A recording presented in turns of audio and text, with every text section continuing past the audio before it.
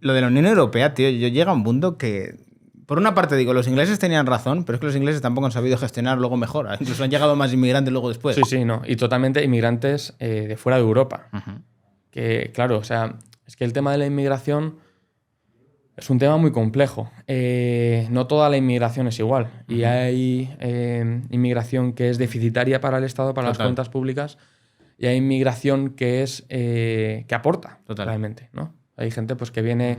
por ejemplo, los europeos cuando emigran, y muchos españoles que estamos... O sea, tenemos un saldo migratorio que estamos mandando muchos españoles fuera. Sí. Aquello que hace 10 años o hace 10, 15 años se llamaba la fuga de cerebros, que ya no se escucha. Estamos enviando muchos chavales formados en el que el Estado ha invertido una gran cantidad de dinero para formarles, pagándoles la carrera o toda la educación. Por ejemplo, la educación, esto es un dato que seguramente mucha gente no lo sepa, pero toda la educación desde la primaria hasta el bachillerato, aproximadamente ¿cuánto crees que dirías que cuesta en la pública por alumno? Por cabeza. Por cabeza. Desde que entran hasta que salen. Desde primaria hasta final de la ESO, si no me equivoco. No sé, 15.000, así. 100.000 euros. 100.000, pero ¿cómo gestionan eso? 100.000 euros. O sea... Es una barbaridad la cantidad de dinero que el Estado invierte. ¿Pero cómo se puede ser tan ineficiente, tío? Pues, tío, el PSOE y el PP. O sea, es que no hay otra explicación, porque son los que han estado en el gobierno durante tantos años. ¿Vale? Unos son los seguidores o la secta del Excel, somos buenos gestores, que luego te das cuenta que tampoco es verdad. Ah. Y luego los otros son, nosotros conquistamos más derechos. ¿Pero qué derechos si no tienes la capacidad económica de tener derechos? No. O sea, si tienes que vivir prácticamente debajo de un puente, ¿eso es un derecho? Uh-huh. ¿O me vas a vender la burra de que tener una vivienda es un derecho porque lo dice la Constitución cuando es un argumento totalmente falso? No sé si entra aquí a explicarlo, pero cuando la Constitución se dice que la vivienda es un derecho, lo que se está diciendo es que el gobierno tiene que tener entre sus fines, por decirlo así, proporcionar una situación económica donde la gente pueda acceder a la vivienda. No. Pero en ningún momento se dice que todo español tenga derecho a tener una vivienda por el mero hecho de ser español. No. ¿Vale? Entonces, bueno, es totalmente continuo, así como los partidos políticos nos están todo el rato metiendo en unos discursos que totalmente nos alejan de la realidad y del foco. Y es que el foco son ellos. Lo que comentas tú de los inmigrantes es totalmente cierto, porque yo creo que nadie dice que la inmigración en sí sea mala, sino que lo malo es no establecer un filtro respecto a la inmigración que viene, porque tienes países que pueden estar literalmente llenos de inmigrantes, no sé, el caso, por ejemplo, de Andorra. Andorra. O Emiratos Árabes, por ejemplo, sí. Que literalmente es más escandaloso, porque creo que en Emiratos Árabes solo hay un 10% de la población que es emiratí de ahí, realmente. Y país seguro, país próspero, país que funciona. ¿Por qué? Porque los incentivos de las personas que van a estos países es trabajar, ganar dinero, y además hay un sistema legal que no incentiva en absoluto a vivir de las rentas, vivir del Estado y tampoco delinquir. Entonces tienes un filtro muy bueno. Y además también creo que en el caso de... A mí una cosa que me gusta mucho de Emiratos Árabes es que realmente creo que tiene un muy buen líder. Con todas las diferencias que podamos tener a nivel cultural, pero creo que tiene un buen líder que no mira realmente por el corto plazo, sino que ha cogido un país que era un puto desierto y ha estructurado un país con una visión de futuro que no va en el corto plazo de yo tengo petróleo o no. Quiere estructurar el decir yo quiero diversificar con turismo, quiero diversificar con startups, quiero diversificar también con un consumo dentro del propio país.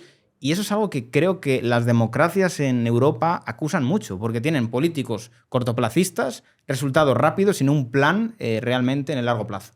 Sí, no, es que es totalmente lo que señalas, porque al final la democracia crea esos incentivos perversos, ¿no? Y crea situaciones en las que, por ejemplo, un jubilado que tiene una pensión generalmente superior al salario medio o sobre todo mediano y modal de los jóvenes.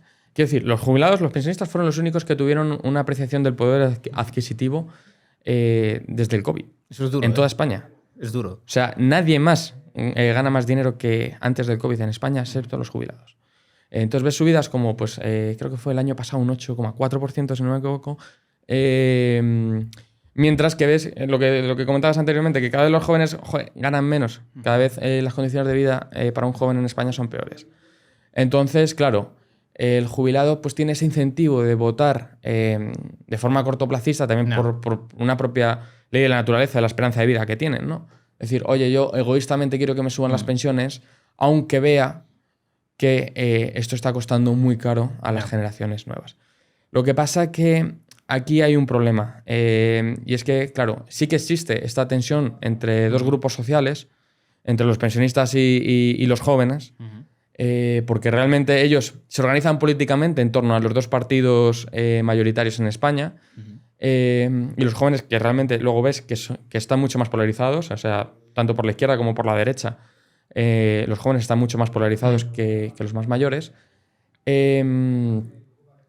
Pero lo que hace este sistema es que ellos están organizados, controlan, además son mayoría. Es ilógico ir políticamente en la democracia contra ellos, porque sus intereses van alineados a cobrar más, a ser la clase dominante. De hecho, las jubilaciones, un dato así que también es muy relevante, las pensiones suponen para el Estado español 1 de cada 2 euros de gasto. Joder.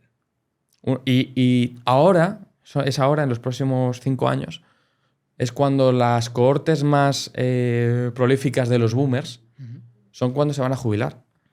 Boomers que, por ejemplo, hace muchísimos años tenían unos salarios mucho más altos y que por tanto les corresponde una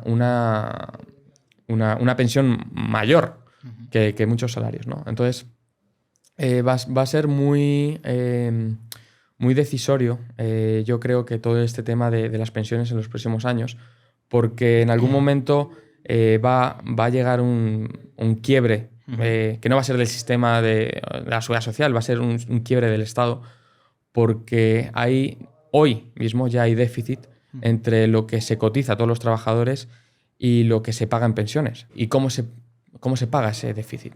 Deuda. Con deuda pública. Deuda pública que, por otro lado, genera intereses. Sí. Intereses que, por otro lado, se piden deuda pública para pagarlos. Y entonces, que pagarán los mismos que están pagando ahora las pensiones de los pensionistas. O sea, hay una frase por ahí, no me acuerdo quién la dijo, pero me parece muy, muy bonita, ¿no? Y es que la democracia es la dictadura de los vivos. No.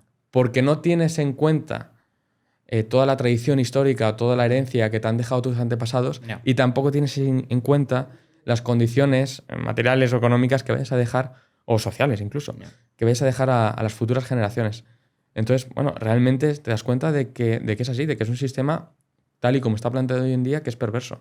Yo creo que también hay que hacer una labor muy didáctica, sobre todo con el pensionista, porque yo sé que probablemente nos están viendo muchos pensionistas y pensarán, ¡buah! Los jóvenes nos quieren quitar la pensión, vienen aquí a acabar. No es eso, realmente lo que se quiere es plantear un debate de ¿realmente hay que perpetuar esta estafa? Es decir, el que a ti te hayan metido en esta estafa, que no es sostenible con la demografía actual y cómo está estructurado todo, ¿esto hace que el resto de las generaciones venideras también tienen que perpetuar esta estafa, que todos vemos que no va a ningún lado? O sea, no se va a poner nunca sobre la mesa el decir hay que acabar con esto. Con esto no queremos decir que le vayan a quitar a usted la pensión. No, quiere decir que usted va a tener su pensión, pero nosotros no queremos colaborar en nosotros tener esa pensión. No queremos esa pensión. Queremos un sistema que permita que esto sea sostenible, que se puede también permitir, que hay mucha gente que no lo sabe.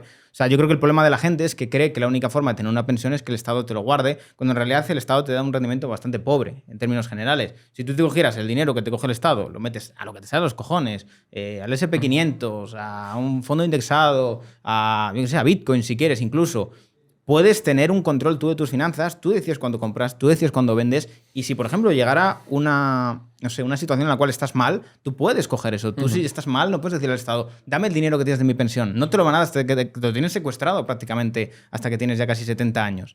Y creo que esto es algo que la gente no es consciente. Es decir, tú, independientemente del Estado, puedes hacerte tu pensión, tú puedes coger tu dinero y ahorrar. O sea, no necesitas de eso. Hay muchos países que lo hacen así. Y yo creo que hay una parte cultural ahí que a la gente le cuesta, esa parte de responsabilidad individual.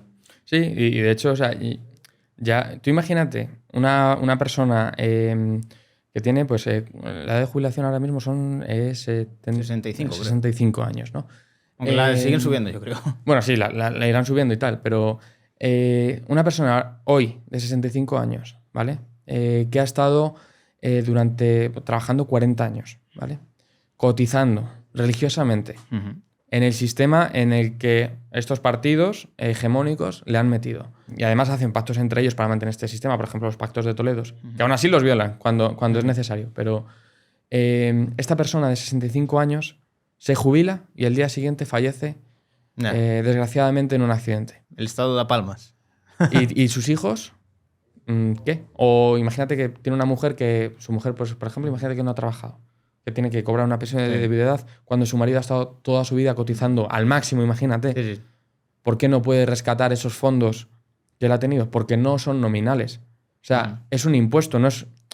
Sé que se llama cotización, pero es que realmente es un impuesto porque es el Estado quien unilateralmente decide, en el futuro te pagaré lo que yo quiera y lo que yo considere. Totalmente. Y en las condiciones que a mí me dé la gana. Entonces, tú no es tu dinero. Tú has generado un derecho que no es realmente un derecho, básicamente. Además, también es muy gracioso porque la gente cree que realmente se lo están guardando. Es como, no hay nada, no existe. La hucha de las pensiones. No existe. Eso, cuando tienen que pagar, piden deuda y toma. Reparto deuda, que además tiene unos intereses que pagarás en el futuro, pero la lucha de las pensiones no existe. Y si existe, es una retórica de que el Estado se ha endeudado, ha dicho que la llena un poco para que parezca que están siendo responsables. No, o sea, es totalmente absurdo. O sea, la lucha de las pensiones, que creo que hace poco ha salido Elma Saiz, que es la nueva ministra de Seguridad Social, diciendo que, oye, que después de todo lo que había hecho el PP, que ya han conseguido llenar la hucha de las pensiones.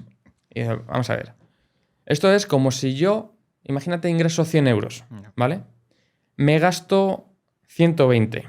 Y digo, pero no, mira, me voy a gastar 130, ¿vale? Entonces me voy a endeudar por 30 y voy a decir que 10 de esos 130 que me he gastado me los he ahorrado. Digo, pero caballero, ¿cómo puede usted ahorrar si tiene un déficit? Si gasta más de lo que ingresa, no puede. Entonces, claro, o sea, todo ese tema además es... La teoría está del doble bolsillo. El Estado no tiene doble bolsillo. Todo el dinero del Estado, o sea, tiene unos ingresos y tiene unos gastos. Y todo va al mismo sitio realmente, aunque haya distintas instituciones que vayan detrás. Pero las pérdidas pues, por ejemplo, de todas las empresas que hay en el SEPI, que es la Sociedad Española de Participaciones Industriales, si no me equivoco. Ahí está Telefónica ahora, que lo están comprando. Está Renfe, está Correos, creo que está Red Eléctrica Española. Todas las pérdidas, Traxa, por ejemplo, todas las pérdidas que tienen estas empresas van a cuenta nuestra. También afectan a nuestras pensiones, afectan a todo porque no hay una doble contabilidad. El Estado tiene unos ingresos y unos gastos y eso es todo. Todo lo demás es ficción contable o politiqueo económico. Pero la realidad económica es la que es.